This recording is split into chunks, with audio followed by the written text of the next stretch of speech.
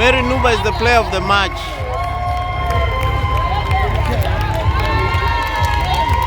An absolutely incredible game. How does that feel?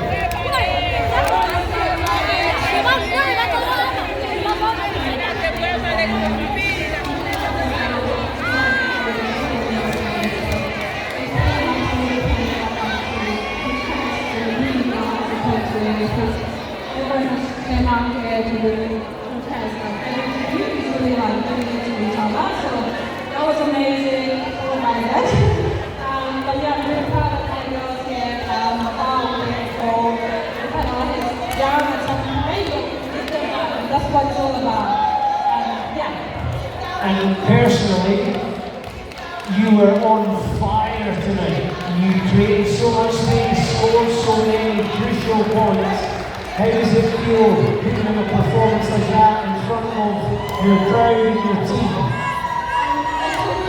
I know I'm still finding my feet in this like running around, like I don't know what I'm doing, but it's just have a bit of fun to do it and just getting more points I think just relax a bit just more to